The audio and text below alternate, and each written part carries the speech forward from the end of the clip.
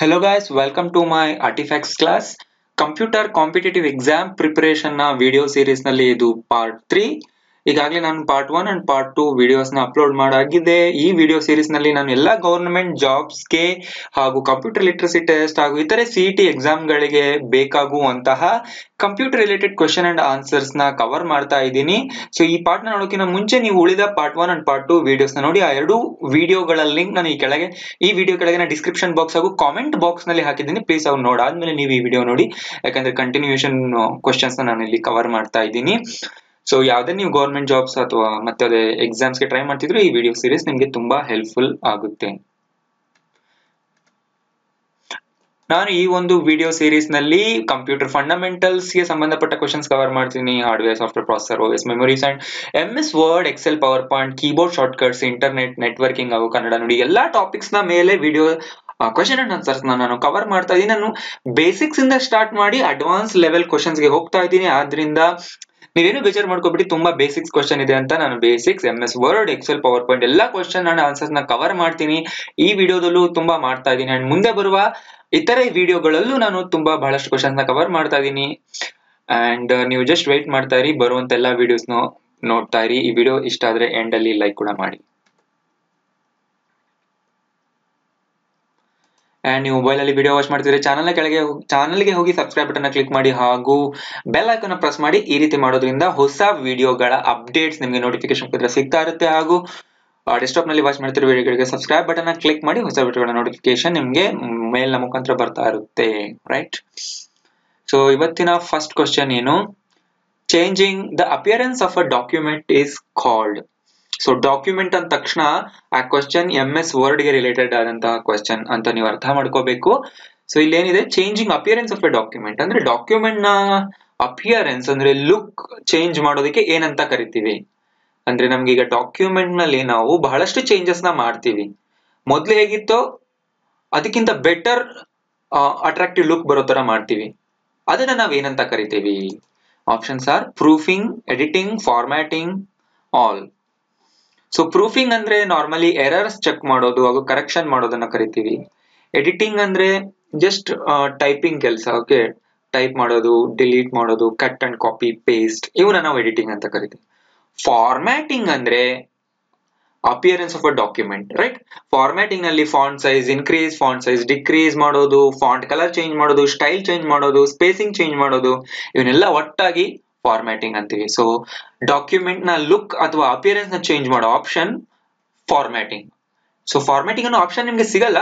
Formatting ಅಂದ್ರೆ ಇವೆಲ್ಲದರುಗಳ ಒಂದು ಗುಂಪು, right. Font settings, font face settings and font style settings, font ದ size, spacing, line spacing, paragraph spacing, margin, ಇವೆಲ್ಲ ಕೂಡ ಒಟ್ಟಾಗಿ ನಾವು ಫಾರ್ಮ್ಯಾಟಿಂಗ್ ಅಂತ ಕರಿತೀವಿ.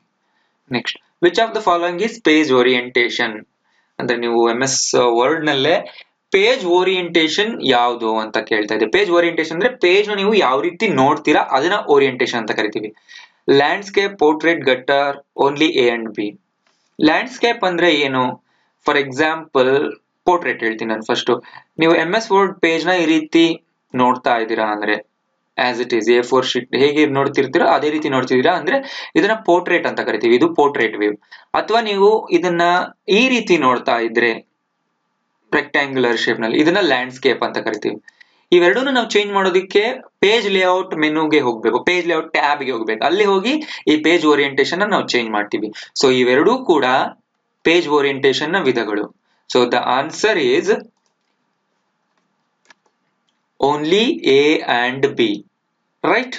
So A and B page orientation ನ ವಿಧಗಳು. ಗಟ್ಟರ್ ಅಂದ್ರೆ ಅರ್ಥ, ಈಗ ಒಂದು ಪೇಜ್ ಇದೆ ಅನ್ಕೊಳ್ಳಿ, ಈ ಪೇಜ್ ನ ನಾವು ಬೈಂಡಿಂಗ್ ಮಾಡೋದಕ್ಕೆ ಸ್ವಲ್ಪ ಸ್ಪೇಸ್ ನ ಇಲ್ಲಿ ಬಿಡಬೇಕಾಗುತ್ತೆ ಮೇಲೆ, ಅಂದ್ರೆ ಇದು ಬೈಂಡಿಂಗ್ ಮಾಡೋದಕ್ಕೋಸ್ಕರ ಬಿಡುವಂತ ಸ್ಪೇಸ್, ಇದನ್ನ ನಾವು ಗಟ್ಟರ್ ಅಂತ ಕರಿತೀವಿ. ಅಥವಾ ನೀವು ಲೆಫ್ಟ್ ಸೈಡ್ ಬೈಂಡಿಂಗ್ ಮಾಡಿಸಿದ್ರೆ ಲೆಫ್ಟ್ ಸೈಡ್ ಬಿಡಬೇಕು, ಓಕೆ. ಈ ಸ್ಪೇಸ್ ಏನಿದೆ ಇದನ್ನ ಗಟ್ಟರ್ ಅಂತ ಕರಿತೀವಿ, right. So next question, what of the following typically appears at end of document? ಈ ಕೆಳಗಿನಲ್ಲಿ ಯಾವುದು ಡಾಕ್ಯುಮೆಂಟ್ ನ ಎಂಡ್ ನಲ್ಲಿ, ಡಾಕ್ಯುಮೆಂಟ್ ನ ಕೊನೆಯಲ್ಲಿ ಕಾಣುತ್ತೆ? ಡಾಕ್ಯುಮೆಂಟ್ ಅಂದ್ರೆ MS word file. So MS word file ನಲ್ಲಿ ಅಥವಾ ಡಾಕ್ಯುಮೆಂಟ್ ನಲ್ಲಿ ಬಹಳಷ್ಟು ಪೇಜ್ ಗಳಿರುತ್ತೆ. ಕೊನೆಯ ಪೇಜ್ ನ ಬಾಟಮ್ ನಲ್ಲಿ ಕಾಣೋದನ್ನ ನಾವು ಏನಂತ ಕರಿತೀವಿ? ಅದು ಈ ಕ್ವೆಶ್ಚನ್ ಅರ್ಥ. So the options end note, foot note, header and footer. For example, ಈಗ ನಮ್ಮ ಡಾಕ್ಯುಮೆಂಟ್ ನಲ್ಲಿ ತುಂಬಾ ಪೇಜ್ಗಳಿದೆ ಅಂತ ತಿಳ್ಕೊಳ್ಳೋಣ ಈ ರೀತಿಯಾಗಿ, ರೈಟ್. ಸೊ ಪ್ರತಿ ಪೇಜ್ ನ ಟಾಪ್ ಅಲ್ಲಿ ಬರೋದನ್ನ ನಾವು ಹೆಡರ್ ಅಂತ ಕರಿತೀವಿ. ಇದೇನು ಹೆಡರ್. ಪ್ರತಿ ಪೇಜ್ ನ ಟಾಪ್ ನಲ್ಲಿ ಪ್ರಿಂಟ್ ಆಗುತ್ತೆ ಕಾಮನ್ ಆಗಿ. ಆಥರ್ ನೇಮ್ ಆಗಿರ್ಬೋದು, ಪೇಜ್ ನಂಬರ್ ಆಗಿರ್ಬೋದು, ಚಾಪ್ಟರ್ ನೇಮ್, ಬುಕ್ ನೇಮ್, ಇವೆಲ್ಲ. ಸೊ ಬಾಟಮ್ ನಲ್ಲಿ ಬಂದ್ರೆ ಅದನ್ನ ಫುಟರ್ ಅಂತ ಕರಿತೀವಿ, ರೈಟ್. ಇವೆಲ್ಲ ಫುಟರ್ಗಳು. ಫುಟ್ ನೋಟ್ ಅಂತ ಇದೆ. ಫುಟ್ ನೋಟ್ ಅಂದ್ರೆ ಈ ಒಂದು ಪೇಜ್ ನ, ಪ್ರತಿಯೊಂದು ಪೇಜ್ ನ, ಅಥವಾ ಇದ್ರೆ ಇರ್ಬೋದು ಇಲ್ಲಾಂದ್ರೆ ಇಲ್ಲ, ಈ ಕೆಳಗಡೆ ಅಂದ್ರೆ ಫುಟರ್ ಗಿಂತ ಮೇಲ್ಗಡೆ ನಾವು ಸಮ್ ಟೆಕ್ಸ್ಟ್ ನ ಪ್ರಿಂಟ್ ಮಾಡ್ತೀವಿ. ಇದನ್ನ ಫುಟ್ ನೋಟ್ ಅಂತ ಕರಿತೀವಿ, ರೈಟ್. ಇದು ಫುಟ್ ನೋಟ್. ಎಂಡ್ ನೋಟ್ ಅಂದ್ರೆ ಕೊನೆಯ ಪೇಜ್ ನ ಕೊನೆಯ ಭಾಗದಲ್ಲಿರೋದನ್ನ ನಾವು ಎಂಡ್ ನೋಟ್ ಅಂತ ಕರಿತೀವಿ. ಇದು ಪೇಜ್ ನಲ್ಲಿರುವಂತ, ಈ ಡಾಕ್ಯುಮೆಂಟ್ ನಲ್ಲಿರುವ ಯಾವ್ದಾದ್ರು ಒಂದು ಪಾರ್ಟ್ ನ ಡಿಸ್ಕ್ರಿಪ್ಷನ್ ಆಗಿರಬಹುದು ಅಥವಾ ಮತ್ತೇನಾದ್ರೂ ಆಗಿರಬಹುದು. So end note is the right answer. ಕೊನೆಯ ಪೇಜ್ ನ ಕೊನೆಯಲ್ಲಿ ಪ್ರಿಂಟ್ ಆಗುವ ಒಂದು ಪಾರ್ಟ್ ನ ನಾವು ಎಂಡ್ ನೋಟ್ ಅಂತ ಕರಿತೀವಿ. ಸೊ ಅದೇ ಇಲ್ಲಿ ಕ್ವೆಶ್ಚನ್ ಕೇಳಿರೋದು. ಇದರಲ್ಲಿ ಯಾವುದು appear at the end of document, document ನ ಕೊನೆಯಲ್ಲಿ ಕಾಣುತ್ತೆ, that is end note. Which of the following is not a font style. ಇದರಲ್ಲಿ ಯಾವುದು ಫಾಂಟ್ ಸ್ಟೈಲ್ ಅಲ್ಲ? Bold, italic, regular, super script. So bold ಕೂಡ ಒಂದು ಫಾಂಟ್ ಸ್ಟೈಲ್, ಇಟಾಲಿಕ್ ಕೂಡ ಒಂದು ಫಾಂಟ್ ಸ್ಟೈಲ್, ರೆಗ್ಯುಲರ್ ಅಂದ್ರೆ ನಾರ್ಮಲ್ ಆಗಿ ಕಾಣುವಂತ ಟೆಕ್ಸ್ಟ್, ಇದು ಕೂಡ font style. The answer is superscript. So super script ಅನ್ನೋದು ಫಾಂಟ್ ಸ್ಟೈಲ್ ಅಲ್ಲ. ಸೂಪರ್ ಸ್ಕ್ರಿಪ್ಟ್ ಅಂದ್ರೆ ಏನು? ಫಾರ್ ಎಕ್ಸಾಂಪಲ್, ನೀವೀಗ 2 ಅಂತ ಬರೆದು ND ಅಂತ ಹಾಕ್ತಿರಲ್ಲ, ಸೊ ND ಅನ್ನೋದು ಸೂಪರ್ ಸ್ಕ್ರಿಪ್ಟ್, ರೈಟ್. ಇದು ಸೊ ಇದು ಫಾಂಟ್ ಸ್ಟೈಲ್ ಅಲ್ಲ. ಸಬ್ಸ್ಕ್ರಿಪ್ಟ್ ಅಂದ್ರೆ ನಾವು ಇಲ್ಲಿ ಸಾಮಾನ್ಯವಾಗಿ ಇಲ್ಲಿ ಏನಾದ್ರು ಬರೆದ್ರೆ ಇದನ್ನ ಸಬ್ಸ್ಕ್ರಿಪ್ಟ್ ಅಂತ ಕರಿತೀವಿ, right. So right answer is superscript. So question ಏನು? Which of the following is not a font style. Superscript ಒಂದು ಫಾಂಟ್ ಸ್ಟೈಲ್ ಅಲ್ಲ. ಉಳಿದಂತೆ ಈ 3 ಫಾಂಟ್ ಸ್ಟೈಲ್ಗಳು: bold, italic, underline, regular. Next, which of the following is a graphic file format. ಇವುಗಳಲ್ಲಿ ಯಾವುದು graphical file format? File format ಏನ್ ಹೇಳುತ್ತೆ ಅಂದ್ರೆ ಆ ಫೈಲ್ ಯಾವ ಒಂದು ಪ್ರೋಗ್ರಾಮ್ ನಲ್ಲಿ ಎಕ್ಸಿಕ್ಯೂಟ್ ಮಾಡಿದ್ದಾರೆ, ಯಾವ ಒಂದು ಪ್ರೋಗ್ರಾಮ್ ನಲ್ಲಿ ಕ್ರಿಯೇಟ್ ಮಾಡಿದ್ದಾರೆ ಅನ್ನೋದು ಫೈಲ್ ಫಾರ್ಮ್ಯಾಟ್ ಹೇಳುತ್ತೆ. .doc ಅಂತ ಯಾವ್ದಾದ್ರು ಫೈಲ್ ನೇಮ್ ನ ಮುಂದೆ ಅಟ್ಯಾಚ್ ಆಗಿದ್ರೆ ಅದು MS word file. File name ನ ಮುಂದೆ .txt ಅಂತ ಇದ್ರೆ ಅದು ನೋಟ್ ಪ್ಯಾಡ್ ಫೈಲ್. .xls ಅಂತ ಇದ್ರೆ ಫೈಲ್ ನೇಮ್ ನ ಮುಂದೆ ಅದು MS Excel ನಲ್ಲಿ ಕ್ರಿಯೇಟ್ ಮಾಡುವಂತ ಫೈಲ್. ಬಟ್ .jpg ಅಂತ ಇದ್ರೆ ಅದು ಗ್ರಾಫಿಕ್ ಫೈಲ್ ಫಾರ್ಮ್ಯಾಟ್. ಅಂದ್ರೆ ಈಗ ಇಂಟರ್ನೆಟ್ ನಲ್ಲಿ ಅಥವಾ ಕಂಪ್ಯೂಟರ್ಸ್ ನಲ್ಲಿ ಇಮೇಜ್ ಗಳಿಗೆ, ಅಂದ್ರೆ ಫೋಟೋಗ್ರಾಫ್ ಫೈಲ್ ಗಳಿಗೆ .jpg ಅನ್ನೋ ಎಕ್ಸ್ಟೆನ್ಷನ್ ಆಡ್ ಆಗುತ್ತೆ ಫೈಲ್ ನೇಮ್ ನ ಮುಂದೆ. ಫಾರ್ ಎಕ್ಸಾಂಪಲ್, ಈಗ ಮೌಂಟೇನ್ ಅಂತ ಒಂದು ಫೋಟೋ ಇತ್ತು, ಮೌಂಟೇನ್ .jpg ಅಂತ ಅಟ್ಯಾಚ್ ಆಗುತ್ತೆ. ಸೊ ಇದು ಫೈಲ್ ಫಾರ್ಮ್ಯಾಟ್. ಯಾವ file format? Graphic file format. Next, so ಈಗ ನುಡಿ, ಕನ್ನಡ ನುಡಿ ಪ್ರೋಗ್ರಾಮ್ಗೆ ಸಂಬಂಧಿಸಿದಂತೆ ಕ್ವಶನ್ ಬಂದಿದೆ. ನುಡಿಯಲ್ಲಿ ದೀರ್ಘಾಕ್ಷರವನ್ನು ಟೈಪ್ ಮಾಡಲು ಯಾವ ಕೀ ಬಳಸಲಾಗುತ್ತದೆ? ದೀರ್ಘಾಕ್ಷರ ಅಂದ್ರೆ ಇಲ್ಲಿದೆ ನೋಡಿ, ಘ ಅಂತಿದೆಲ್ಲ, ಇದೊಂದು ದೀರ್ಘಾಕ್ಷರ. ಅಂಡ್ ಕೀ ಅಂತಿದೆ, ಇದೊಂದು ದೀರ್ಘಾಕ್ಷರ, ರೈಟ್. ಮತ್ತೆ ಇಲ್ಲೊಂದಿದೆ, ಇಲ್ಲೊಂದಿದೆ. ಸೊ ಈ ದೀರ್ಘಾಕ್ಷರಗಳನ್ನ ಪ್ರಿಂಟ್ ಮಾಡೋದಕ್ಕೆ ನಾವು ಯಾವ ಕೀನ ಯೂಸ್ ಮಾಡ್ತೀವಿ? Shift, alt, enter, space bar. So shift ಕೀನ ಯೂಸ್ ಮಾಡ್ಕೊಂಡು ನಾವು ದೀರ್ಘಾಕ್ಷರನ ಟೈಪ್ ಮಾಡ್ತೀವಿ. ಶಿಫ್ಟ್ A, ಶಿಫ್ಟ್ B, ಅಥವಾ ನೀವು ಶಿಫ್ಟ್ ಇಟ್ಕೊಂಡು ಯಾವುದೇ ಕೀ ಪ್ರೆಸ್ ಮಾಡಿದ್ರು ಅದು ದೀರ್ಘಾಕ್ಷರ ಆಗುತ್ತೆ. ನೆಕ್ಸ್ಟ್, ಈ ಒಂದು ಅಕ್ಷರ ಟೈಪ್ ಮಾಡಲು ಯಾವ ಕೀ ಬಳಸುತ್ತಾರೆ? The answer is shift plus F, shift plus capital F, small f. So shift plus F press ಮಾಡಿದ್ರೆ ಈ ಒಂದು ಅಕ್ಷರ ಪ್ರಿಂಟ್ ಆಗುತ್ತೆ.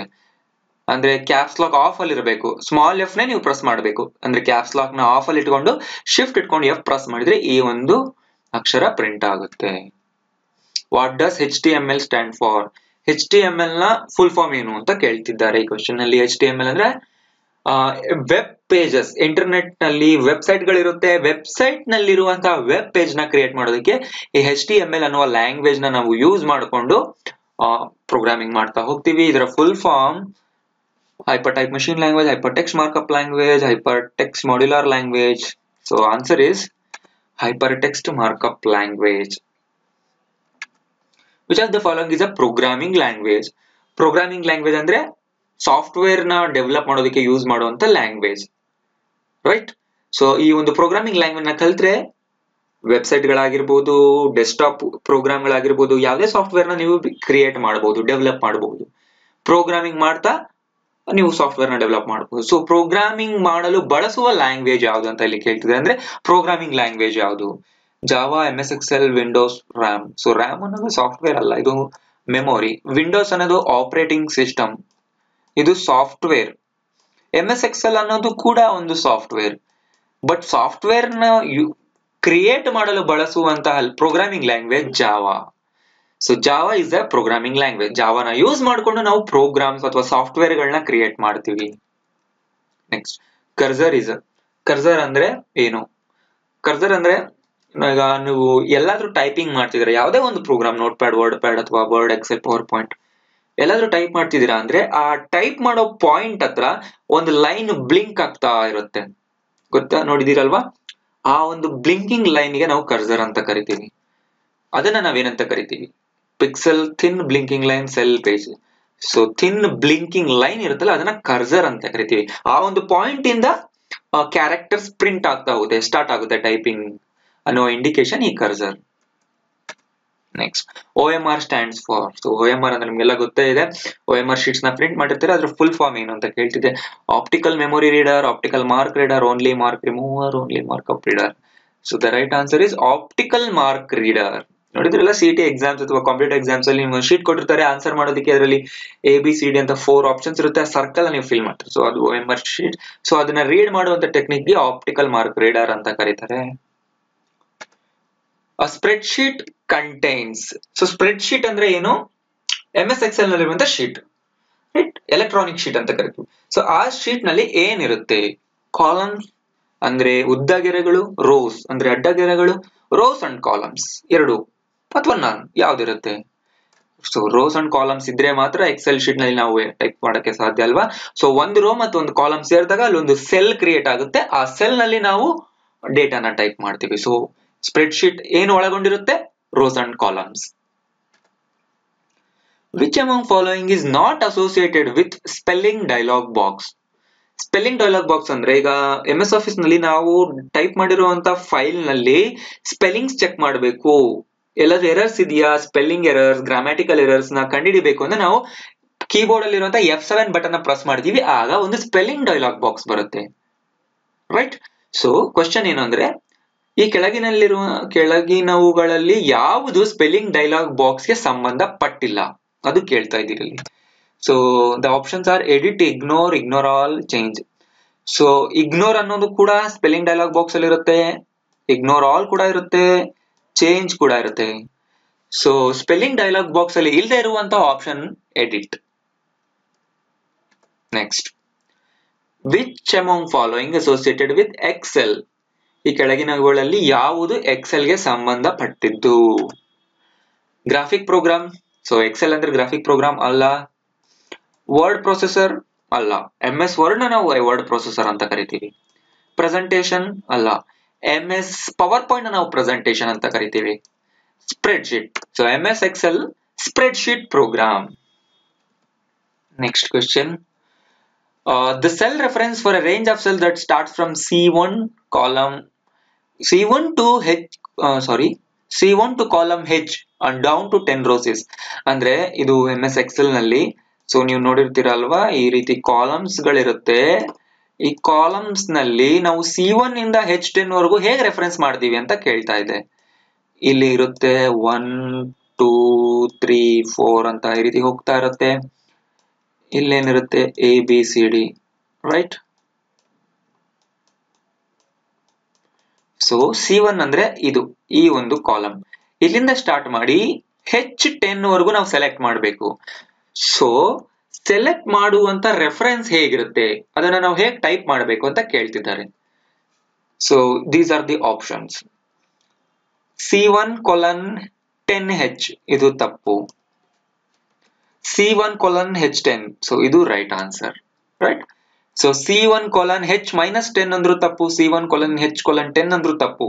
ಸೊ C1:H10 ಈ ರೀತಿ ಬರೆದಾಗ C1 ಸೆಲೆಕ್ಟ್ ಆಗುತ್ತೆ ಅಂಡ್ H10 ವರೆಗೂ ಇರುವಂತ ಎಲ್ಲಾ ಸೆಲ್ಗಳು ಸೆಲೆಕ್ಟ್ ಆಗುತ್ತೆ. ಇದನ್ನ ಟ್ರೈ ಮಾಡಿ ನೋಡಿ. MS Excel ಓಪನ್ ಮಾಡಿ, C1 ಮೇಲೆ ಕ್ಲಿಕ್ ಮಾಡಿ, ಮೌಸ್ ನ ಕ್ಲಿಕ್ ಮಾಡಿ ಡ್ರ್ಯಾಗ್ ಮಾಡ್ತಾ H10 ನಲ್ಲಿ ತಗೊಂಡೋಗಿ ಎಷ್ಟು ಸೆಲ್ಗಳು ಸೆಲೆಕ್ಟ್ ಆಗುತ್ತೆ ಅಂತ. ಆಗ ನೀವು ಅಂದಾಜಿಸಬಹುದು ಇದು ಸೆಲ್ ರೆಫರೆನ್ಸ್ ಅಂತ. Next, which are the following logical function does not show the word true or false as a result. ಈ ಕೆಳಗಿನಲ್ಲಿ ಯಾವ ಲಾಜಿಕಲ್ ಫಂಕ್ಷನ್ ಟ್ರೂ ಅಥವಾ ಫಾಲ್ಸ್ ಅಂತ ರಿಸಲ್ಟ್ ತೋರಿಸೋದಿಲ್ಲ? ಸೊ ಇವು MS Excel ಗೆ ಸಂಬಂಧಪಟ್ಟಂತ ಫಂಕ್ಷನ್. ಇದರಲ್ಲಿ ಇಫ್ ಅನ್ನುವ ಒಂದು ಫಂಕ್ಷನ್ ಏನಿದೆ ಇದು ಟ್ರೂ ಅಥವಾ ಫಾಲ್ಸ್ ಅಂತ ರಿಸಲ್ಟ್ ಕೊಡೋದಿಲ್ಲ. ಬಟ್ ನಾಟ್, ಆರ್, ಅಂಡ್ ಈ ಫಂಕ್ಷನ್ಗಳು ಟ್ರೂ ಅಥವಾ ಫಾಲ್ಸ್ ಅಂತ ರಿಸಲ್ಟ್ ಕೊಡುತ್ತೆ. The mail merge option appears in which tab? So MS Word ನಲ್ಲಿ ಮೇಲ್ ಮರ್ಜ್ ಅನ್ನುವ ಒಂದು ಫೀಚರ್ ಯಾವ ಟ್ಯಾಬ್ ನಲ್ಲಿದೆ? ತುಂಬಾ ಟ್ಯಾಬ್ ಗಳಿರುತ್ತೆ, ನೀವು ನೋಡಿರ್ತೀರಲ್ಲ ಮೇಲೆ, home, insert, view, review, page layout. So ಯಾವ ಟ್ಯಾಬ್ ನಲ್ಲಿ ಮೇಲ್ ಮರ್ಜ್ ಆಪ್ಷನ್ ಇರುತ್ತೆ? ರೆಫರೆನ್ಸ್, ಮೇಲಿಂಗ್, ರಿವ್ಯೂ ಅಥವಾ ವ್ಯೂ? ಸೊ ಮೇಲಿಂಗ್ ಅನ್ನುವ ಟ್ಯಾಬ್ ನಲ್ಲಿ ನಿಮ್ಗೆ ಮೇಲ್ ಮರ್ಜ್ ಅನ್ನುವ ಆಪ್ಷನ್ ಸಿಗುತ್ತೆ, right? The short cut key for slide show is? Slide show ಅಂದ್ರೆ MS ಪವರ್ ಪಾಯಿಂಟ್ ನಲ್ಲಿ ನಾವು ಏನು ಸ್ಲೈಡ್ ಗಳನ್ನ ಫುಲ್ ಸ್ಕ್ರೀನ್ ಅಲ್ಲಿ ತೋರಿಸ್ತೀವಿ ಅದನ್ನ ಸ್ಲೈಡ್ ಶೋ ಅಂತ ಕರಿತೀವಿ. ಸೊ ಯಾವ ಶಾರ್ಟ್ ಕಟ್ ಕೀನ ಸ್ಲೈಡ್ ಶೋಗೆ ಯೂಸ್ ಮಾಡ್ತೀವಿ? F5, F2, 10, 1. Right answer is F5. ಅಂದ್ರೆ ನೀವು MS ಪವರ್ ಪಾಯಿಂಟ್ ನಲ್ಲಿ ತುಂಬಾ ಸ್ಲೈಡ್ ಗಳನ್ನ ಕ್ರಿಯೇಟ್ ಮಾಡಿ F5 ಫಂಕ್ಷನ್ ಕೀನ ಪ್ರೆಸ್ ಮಾಡಿದ ತಕ್ಷಣ ಫುಲ್ ಸ್ಕ್ರೀನ್ ಅಲ್ಲಿ ಡಿಸ್ಪ್ಲೇ ಆಗುತ್ತೆ ಪ್ರತಿಯೊಂದು ಸ್ಲೈಡ್. ಅದನ್ನ ನಾವು ಸ್ಲೈಡ್ ಶೋ ಅಂತ ಕರಿತೀವಿ. ಸೊ ನಿಮ್ಗೆ ಸ್ಲೈಡ್ ಶೋ ಬಗ್ಗೆ ಗೊತ್ತಿಲ್ಲ ಅಂದ್ರೆ ನಾನು ಪವರ್ ಪಾಯಿಂಟ್ ಮೇಲೆ ಒಂದು ವಿಡಿಯೋ ಮಾಡಿದ್ದೆ, learn power point in 1 hour ಅಂತ, ಕಂಪ್ಲೀಟ್ ಪವರ್ ಪಾಯಿಂಟ್. ಆ ವಿಡಿಯೋನ ನೀವು ನೋಡಿ ನನ್ನ ಚಾನಲ್ಗೆ ಹೋಗಿ ಪ್ಲೇ ಲಿಸ್ಟ್ ನ ಓಪನ್ ಮಾಡಿ, ಪ್ಲೇ ಲಿಸ್ಟ್ ನಲ್ಲಿ ಎಲ್ಲಾ ವಿಡಿಯೋಗಳು ಗ್ರೂಪ್ ಮಾಡಿ ಇಟ್ಟಿದ್ದೀನಿ, ನೀವು ಅಲ್ಲಿ ಹೋಗಿ ನೋಡಬಹುದು. Next, which of the following is an input device? ಇದರಲ್ಲಿ ಯಾವುದು ಇನ್ಪುಟ್ ಡಿವೈಸ್? ಇನ್ಪುಟ್ ಡಿವೈಸ್ ಅಂದ್ರೆ ಯಾವ ಒಂದು ಡಿವೈಸ್ ನಾವು ಯೂಸ್ ಮಾಡ್ಕೊಂಡು ಕಂಪ್ಯೂಟರ್ಗೆ ಡೇಟಾ ಮತ್ತು ಇನ್ಸ್ಟ್ರಕ್ಷನ್ ನ ಫೀಡ್ ಮಾಡ್ತೀವಿ, ಹಾಕ್ತಿವಿ. ಪ್ರಿಂಟರ್, ಸೊ ಪ್ರಿಂಟರ್ ಇಂದ ನಾವು ಡೇಟಾನ ಪಡ್ಕೊಳ್ತೀವಲ್ವಾ, ಇದು ಪ್ರಿಂಟ್ ಮಾಡಿ ಕೊಡುತ್ತೆ. ಸೊ ಅದರಿಂದ ಪ್ರಿಂಟರ್ ಅಲ್ಲ, ಮಾನಿಟರ್ ಕೂಡ ಅಲ್ಲ, ಯಾಕೆಂದ್ರೆ ಮಾನಿಟರ್ ಡಿಸ್ಪ್ಲೇ ಮಾಡುತ್ತೆ, ಇದು ಔಟ್ಪುಟ್ ಆಯ್ತು. ಸ್ಪೀಕರ್ ಕೂಡ ಔಟ್ಪುಟ್ ಆಯ್ತು, ಯಾಕೆಂದ್ರೆ ಇದು ಸೌಂಡ್ ನ ಔಟ್ಪುಟ್ ಮಾಡುತ್ತೆ. ಪ್ರಿಂಟರ್ ಡಾಕ್ಯುಮೆಂಟ್ಸ್ ನ ಔಟ್ಪುಟ್ ಮಾಡುತ್ತೆ. So right answer is keyboard. Keyboard ಇಂದ ನಾವು ಇನ್ಪುಟ್ ಮಾಡ್ತೀವಿ ಆದ್ರಿಂದ. ಸೊ ನನ್ನ ಕಂಪ್ಯೂಟರ್ ಮೇಲೆ ಬೇಸಿಕ್ಸ್ ವಿಡಿಯೋಸ್ ನ ನೀವು ನೋಡಿ, ಇದು ನಿಮ್ಗೆ ಅರ್ಥ ಆಗುತ್ತೆ. ಸ್ಪೆಷಲ್ ಟಾಪಿಕ್ ಸೀರೀಸ್ ನಲ್ಲೇ ನಾನು ತುಂಬಾ ವಿಡಿಯೋಗಳನ್ನ ಅಪ್ಲೋಡ್ ಮಾಡಿ, ನೀವು ಅಲ್ಲೋಗಿ ನೋಡಿದ್ರೆ ನಿಮಗೆ ಡೌಟ್ಸ್ ಎಲ್ಲ ಕ್ಲಿಯರ್ ಆಗುತ್ತೆ. Next, what does CD stand for? CD ಪದ ಕೇಳಿರ್ತೀರಲ್ಲ, CDs ನ ನೀವು ನೋಡಿರ್ತೀರಾ. ಸೊ CD ಪದದ ಫುಲ್ ಫಾರ್ಮ್ ಏನು ಅಂತ ಕೇಳ್ತಿದ್ದಾರೆ ಇಲ್ಲಿ. ಸೊ ರೈಟ್ ಆನ್ಸರ್ ಏನು? Control disc, compact disc, compact digital core disc. Right answer is compact disc. So CD ಅಂದ್ರೆ ಕಾಂಪ್ಯಾಕ್ಟ್ ಡಿಸ್ಕ್, DVD ಅಂದ್ರೆ digital versatile disc, right? So next question, Internet Explorer is Internet Explorer ಅಂತ ನೀವು ಕೇಳಿರ್ತೀರಾ, ಏನಿದು? ಇದು web browser, graphic package ಆಗ್ಬೇಕಿತ್ತು, ಇದು spelling mistake ಇದೆ, C ಆಗ್ಬೇಕಿತ್ತು. So graphical package ಅಥವಾ ಮೇಲ್ ಸರ್ವರ್ ಅಥವಾ ಚಾಟಿಂಗ್ ಸರ್ವರ್, ಯಾವುದು?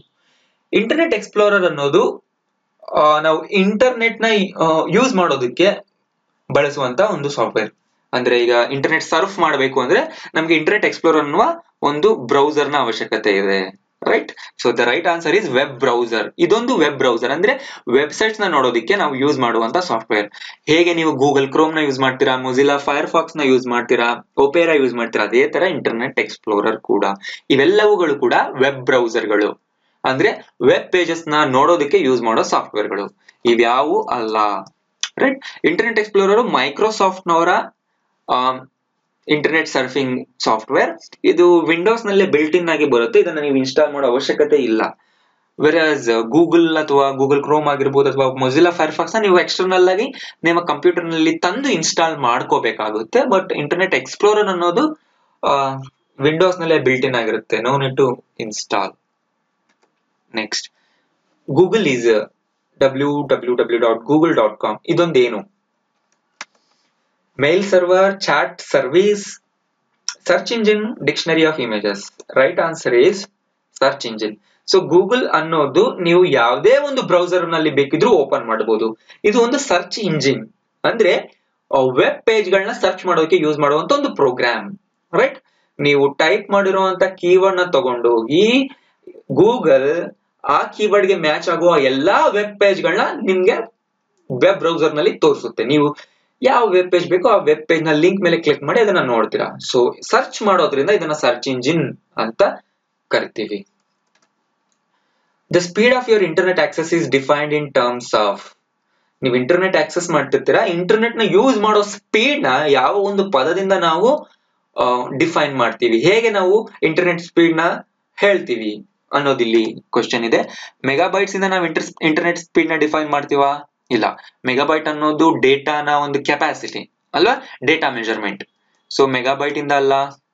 ರ್ಯಾಮ್ ಅಂದ್ರೆ ಮೆಮೊರಿ, MHz ಅಂದ್ರೆ megahertz. So megahertz ಇಂದ ನಾವು ಇಂಟರ್ನೆಟ್ ಸ್ಪೀಡ್ ನ ಮೆಜರ್ ಮಾಡೋದಿಲ್ಲ, ಮೆಗಾ ಹರ್ಟ್ಸ್ ಇಂದ ನಾವು CPU ಸ್ಪೀಡ್ ನ ಮೆಜರ್ಮೆಂಟ್ ಮಾಡ್ತೀವಿ. So the right answer is KBPS. KBPS ಅಂದ್ರೆ ಕಿಲೋ ಬಿಟ್ಸ್ ಪರ್ ಸೆಕೆಂಡ್. ತುಂಬಾ ಜನ ಕನ್ಫ್ಯೂಸ್ ಆಗ್ತಾರೆ, KBPS ಅಂದ್ರೆ ಕಿಲೋ ಬೈಟ್ಸ್ ಪರ್ ಸೆಕೆಂಡ್ ಅಂತ. KB ಅಲ್ಲಿ ಬಿ ಸ್ಮಾಲ್ ಲೆಟರ್ ಇದೆ ಅಂದ್ರೆ ಬಿಟ್ಸ್. ಸಪೋಸ್ KB ಕ್ಯಾಪಿಟಲ್ ಇದೆ ಅಂದ್ರೆ ಏನ್ ಹೇಳ್ಬೋದು, ಕಿಲೋ ಬೈಟ್ಸ್ ಆಗುತ್ತೆ. ಇದು ಬೈಟ್, ರೈಟ್, ಇದು ಬಿಟ್ಸ್, ಕಿಲೋ ಬಿಟ್ಸ್. ಸೊ ನೆನಪಿಟ್ಟುಕೊಳ್ಳಿ, KBPS ಅಂದ್ರೆ ಕಿಲೋ ಬಿಟ್ಸ್ ಪರ್ ಸೆಕೆಂಡ್. ಇದು ಇಂಟರ್ನೆಟ್ ಸ್ಪೀಡ್ ನ ಡಿಫೈನ್ ಮಾಡುವಂತ ಒಂದು ಪದ. ಎಷ್ಟು ಬಿಟ್ಸ್ ಗಳು ಪ್ರತಿ ಸೆಕೆಂಡ್ಗೆ ನಿಮ್ಮ ಕಂಪ್ಯೂಟರ್ ನಲ್ಲಿ ಬರ್ತಾ ಇದೆ ಅನ್ನೋ ಒಂದು ಮೆಜರ್ಮೆಂಟ್ ನ KBPS ಅಂತ ಕರಿತೀವಿ. So WWW stands for, WWW ನ ಫುಲ್ ಫಾರ್ಮ್ ಏನು? So web, world wide web ನ short form WWW. So the right answer is world wide web, right. Next, ISP stands for. ISP ಅಂದ್ರೆ ಏನು? ISP ನ full form ಕೇಳ್ತಾ ಇದ್ದಾರೆ. So right answer is, ನಿಮ್ಗೆ ಗೊತ್ತಿರುತ್ತೆ ಅನ್ಕೊಳ್ತೀನಿ, ಇಂಟರ್ನೆಟ್ ಸರ್ವಿಸ್ ಪ್ರೊವೈಡರ್. ಅಂದ್ರೆ ಇದು ಕಂಪನಿಗೆ ಹೇಳುವಂತಹ ಒಂದು ನೇಮ್. ನಿಮ್ಗೆ ಇಂಟರ್ನೆಟ್ ನ ಯಾರು ಕೊಡ್ತಿದ್ದಾರೆ ಅವರಿಗೆ ISP ಅಂತ ಕರಿತೀವಿ. ಫಾರ್ ಎಕ್ಸಾಂಪಲ್, ನೀವು BSNL ಇಂದ ಇಂಟರ್ನೆಟ್ ತಗೊಳ್ತಾ ಇದ್ರೆ, ಅಂದ್ರೆ ನಿಮ್ಮ ಹತ್ರ BSNL ಇಂಟರ್ನೆಟ್ ಇದ್ರೆ BSNL ನ ನಾವು ISP ಅಂತ ಕರಿಬಹುದು, ಅಂದ್ರೆ ಇಂಟರ್ನೆಟ್ ಸರ್ವಿಸ್ ಪ್ರೊವೈಡರ್. ಅವರು ನಿಮ್ಗೆ ಇಂಟರ್ನೆಟ್ ಸರ್ವಿಸ್ ನ ಪ್ರೊವೈಡ್ ಮಾಡ್ತಿದ್ದಾರೆ ಆದ್ರಿಂದ. ಅದೇ ರೀತಿ ಏರ್ಟೆಲ್ ಕೂಡ ಇಂಟರ್ನೆಟ್ ಸರ್ವಿಸ್ ಪ್ರೊವೈಡರ್, ಯಾಕಂದ್ರೆ ಅವರು ಏರ್ಟೆಲ್ ಕೂಡ ಇಂಟರ್ನೆಟ್ ಸರ್ವಿಸ್ ಕೊಡುತ್ತೆ. Vodafone internet service provider. ಈ ರೀತಿ ತುಂಬಾ ಇಂಟರ್ನೆಟ್ ಸರ್ವಿಸ್ ನ ಕೊಡೋ ಕಂಪನಿಗಳಿದ್ದಾವೆ, ಅವೆಲ್ಲ ISP ಗಳು, ಇಂಟರ್ನೆಟ್ ಸರ್ವಿಸ್ ಪ್ರೊವೈಡರ್. ಸೊ ಈ ಒಂದು ವಿಡಿಯೋ ಪಾರ್ಟ್ ನಲ್ಲಿ ಇಷ್ಟೇ ಕ್ವಶನ್ಸ್. ನಾನು ಮುಂದಿನ ವಿಡಿಯೋ ಅಂದ್ರೆ ಪಾರ್ಟ್ 4 ನಲ್ಲಿ ಮತ್ತಷ್ಟು ಕ್ವಶನ್ಸ್ ಗಳನ್ನ ಸಾಲ್ವ್ ಮಾಡ್ತೀನಿ. ಈ ವಿಡಿಯೋ ನಿಮ್ಗೆ ಇಷ್ಟ ಆಗಿದ್ರೆ ಲೈಕ್ ಬಟನ್ ಪ್ರೆಸ್ ಮಾಡಿ, ಇನ್ನೂ ಸಬ್ಸ್ಕ್ರೈಬ್ ಆಗಲಿಲ್ಲ ಸಬ್ಸ್ಕ್ರೈಬ್ ಮಾಡಿ. ಬೇರೆಯವರು ಇದನ್ನ ಕಲಿಬೇಕು ಅಂತ ನಿಮ್ಗೆ ಅನ್ಸಿದ್ರೆ ಈ ವಿಡಿಯೋನ Facebook, WhatsApp ನಲ್ಲಿ ಶೇರ್ ಮಾಡಿ, ಎಲ್ಲರಿಗೂ ತಿಳಿಸಿ. ಈ ವಿಡಿಯೋ ಸೀರೀಸ್ ತುಂಬಾ ಜನಕ್ಕೆ ಹೆಲ್ಪ್ ಆಗುತ್ತೆ. Thank you.